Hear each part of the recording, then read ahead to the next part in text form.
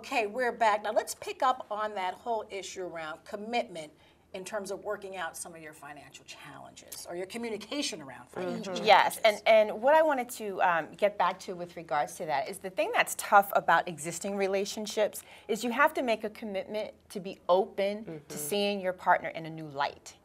And not just, reacting to what they've always done in the past. And the same for yourself. What do you mean a new light? What do you mean a new light? If you're in a relationship with someone and say it's 5, 10, 15, whatever the length of time is, right? There's a certain pattern that you've fallen into, right? And your story about him. Your story about him, Or his the story lens about, you're or the seeing them lens, through. exactly, Right, that you each see one another through. Yes, yes. But in order to create a new chapter, you've got to shed some of that. Right. And be open to, well, if I look at this person through my eyes today, not through my eyes of how I've known them in the past, what would I see Sounds differently? like marriage counseling. But that sounds a little bit like compatibility, that you're accepting that person's money style just as that person would be accepting my style. And perhaps the two can blend, or you just have to accept the differences or move on. And that's one of the reasons why I say money is really more like a communication tool. Yeah. Because we do all come to the table having different styles, having different preferences, having different expectations. Oftentimes, though, we don't express those. And so the problem is the undisclosed expectations and needs and wants that we have. But you know what? This sounds as though talking about money reveals all kinds of weaknesses in a relationship. Or strengths. Or strengths. Right. But I'm thinking of those that are more challenged But that's why I say it's a communication tool. Because think about it. If you can't talk about money, what else can't you what talk else about? can't you I don't agree with that. Well, hold on. I do. Why in relationships there are certain things that you just butt heads on? And money could just be one of those things. But it sounds like you're don't see why accepting that that's there's no other option. Money's a serious because the factor. other thing too, you were sometimes talking about, there isn't. Well, sometimes there isn't. But I hear you talking about how you look at the partner. But do we also have to look at ourselves differently? Yes. Because it seems to me that that's where it really starts. everything But begins I there. will just say this to Devorah's point. Guess what? We both know that if you're in a relationship a long time, there are just certain things that just rub each other. Exactly. And you just accept That's that. it. I hear that as well. Something You that just you get leave to it know alone. over time. It's not something that you're readily going to know in your Exactly. relationship. So as Exactly. these issues come up, you'll suddenly discover, I would assume, that these are things that you differ on and you have a different point of view. See, is that always the case, though? Are you Absolutely. always going to be in a process of discovery? Yes. You Well, never we're know always something. evolving, let's right? hope. The whole Even about pleasure of yourself. life. Yeah, Let's exactly. hope. I mean, because how dull would that be? Right. If you knew everything right now. And the other thing, though, is, if you accept these things, then why is it rubbing you the wrong way? I mean, call me naive. No, guess what? I definitely think that you can accept something, but it doesn't mean it goes away. I'm not saying it goes away. I'm not saying it goes away. But if it's irritating, I just want to say something. Usually the very thing that attracted you to that person at the beginning is the thing that will irritate you in the end.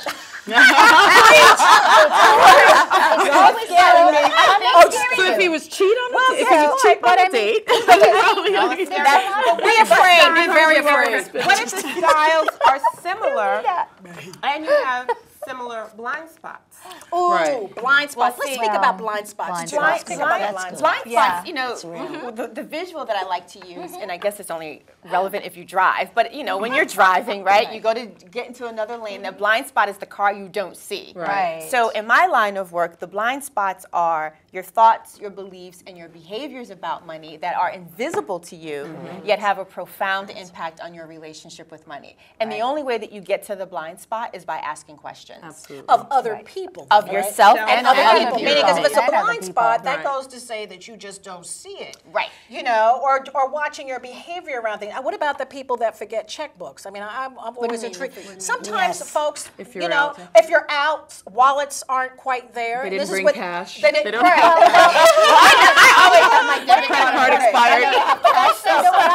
Do you know what I call that? A sense of entitlement. Some people have a sense of entitlement. Oh, somebody else will pick this up. That's a whole that's- other show. It sure is. That's how I interpret that. Now, your point of view.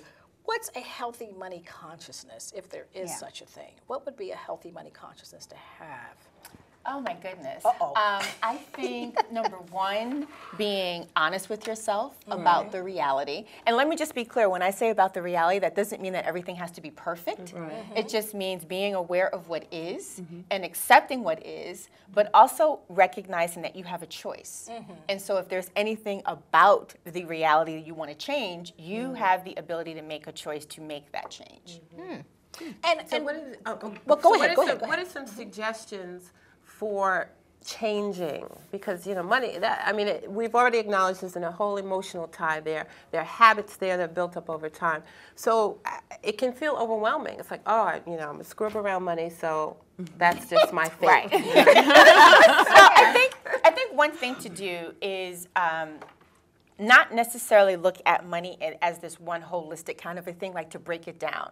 And to give yourself permission to just focus on changing one thing, master whatever that is that you're changing, and then move on to the next. And one of the things that I share in the book and in every workshop and with every coaching client is this whole notion of a financial wheel, which takes a look at money from 4 different perspectives: earning it, saving it, investing it, and spending it. Right, and we're going to speak about that at another time as well. Perfect. Go ahead, yes. But look at all 4 of those things and look at what do you want to be different. And then look at it in terms of what do you need to change so that the future is different than the current reality. But then add on a layer in terms of, well, who do I need to be in order to make that happen? Right, so if you want to be, if you want to, I have something else, though, that I think might really set this whole panel off. Meaning, are women still expecting men to take care of them? And is that a healthy expectation when we are out there earning money as well? I Meaning, hope not. Can I add the other part of that too? And are there not men still expecting to take care of women? Right. And so that whole that power dynamic. Don't you think that men inherently like to take care of women? I do. Yes. I do. I don't know if I think Is it that a I'm seeing a breed of men, younger men now. Now, what that age range are we basically- talking? I'm saying in their 20s, But 30s. why is that? Why is that? Who Think are- about their parents. Oh, definitely. Think about, Oh, definitely. That's But who right. are actually, looking at partnerships. Right. And I think, I But kind of see, think but that's healthy. But I think that's the healthy. danger there is to think that just because you might subscribe to a more traditional paradigm where the man is taking care of Yeah, because everything that's and not you're that's not the paradigm I'm subscribing to. But to say that paradigm is not a healthy one is Oh, it's not healthy. a good thing. No. It's what works for the individuals. Right. But I think that we're coming into a time where men may not be able to do that as easily as they do. that's happening. That's already happening. Right, Men are losing their jobs. You just think about how much it costs to live. Right. I mean, Right. back when our parents and grandparents, some of us may have grown up in households where 2 people worked, tradition. and that might have been a choice. But right now, it's not really a choice. No. You No, have it's to. not. No, If it's you're not. like sending your child to private school, and that's $30,000 after So if tax. I'm the man and I expect to be able to take care of my family in a certain way and I'm not able to, and I look at money as this tool to do that and it's not there, how does that play out? Oh, significantly. Well, I mean, when you that think could about play out the pretty when badly. you think about the crash of 2008 Right. and what Exactly. impact that has had On people it's who may have been, tremendous. yes. And then, Tremendous. Jacquette, You you see, also that's have why to look Jacquette- at it from a point of view of, within the Hispanic community, within the African American community. How does that all impact? And are there different points cultural- of views? the cultural differences. And I aspect wanted of to just money. raise this because this was Yeah, in your cultural difference. this was Right. in your book too, Jacquette. There are women who, for lack of a better word, when it comes to back, say, 30 or 40 years ago, especially African American women, would marry men that didn't have the same educational level, or would marry the blue collar guy. Now we're seeing that women really don't want to do that. So you care to comment on what you found and out? I think that far too often we have a conversation around that issue in very black and white terms, and I think it's very gray because I think you've got a number of issues happening. You've got the fact that there's absolutely nothing wrong with wanting to be with someone who's an educational and economic peer. But you might meet someone who is not that really cares about you and that you really care about. And he's just a good man. But you've got the internal struggle because it's like, do you do that? And then if you reject that, aren't you in some way rejecting somebody in your family lineage who was that? And if it were not for them, you wouldn't be the sophisticated, well-educated, well-traveled person. Exactly. So I think far too often we talk about that issue in a way that is not really constructive. But aren't those society's pressures or our interpretation of what society is telling us to do? I think it's a combination. I think it's an evolution. I think it is that in terms of, feeling pressured in terms of you go to a function, you go to a work function, and you want your mate to be able to shine like you, and you don't want to feel self-conscious about, are they going to say something inappropriate or... All you do is kick them under the table. But all this comes back again to self-knowledge and self-awareness and how you manage and understand your own issues and baggage and what you bring. So let's talk a little bit about new relationships. Okay. Because we got a little bit of time. What kinds of questions or what should you be looking at What is in the terms red of whether herring? your spouse, or the person that you're involved with, what should you be looking for? Patterns. Or how do you get to them? Patterns. I mean, people give you clues all the time. Yes, they do. That's exactly right. Oh, financial steward was the word I was looking at. Whether he's a good financial steward. I love that word. But they give you clues from day one. What does that mean, financial steward?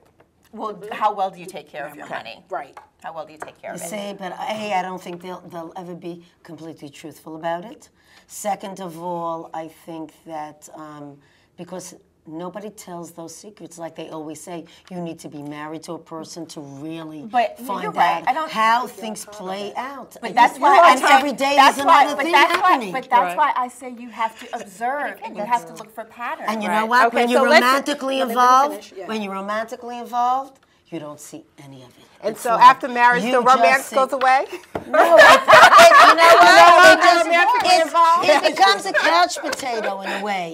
And then I want to hear clues to look for in the new relationship. Okay, so some of the clues are, where do you go in terms of where you date, where you go, what do they use? How does the person pay? Do they pay by cash? Do they pay by debit card, credit card? Is there any sort of disconnect or something that's inconsistent with what you perceive their financial well-being to be relative to what they do? So if you know that based upon what they do for a living, general salary range, that they might not really be able to take you to 4 Seasons every week, there's some kind of a disconnect. Or if they ask you about dessert. Don't order it. What do you mean? They might say the desserts are very expensive on this menu. So don't order dessert. I've never had that experience. That to me would be a red flag. Now, before we close, you had mentioned something in your book about best practices. Would you care to comment on what those, talk a little bit about that? Oh my goodness. Well, in general, again, having your own sense of self in terms of knowing what it is that you do. Okay. Using that as a tool or a springboard, if you will, for initiating that conversation. And then also looking at what other people do and using that as a framework for deciding, is that something that I want to do, or is that something that I want to mimic, or is that something that I don't want to have in my own relationship? Yeah. All right. I don't like that at all. But that's okay. That's all right. We're going to have Jacquette back, and she'll be talking to us on another segment about being a financial coach and how we can really get a secure financial future for ourselves. A lot of F's in that word. Anyway, that's all the time we have for this week. I'd like to thank you so much, Jacquette, for being a guest. And for more information, you can check out www.brooklynsavvy.tv. See you next time on Brooklyn Savvy.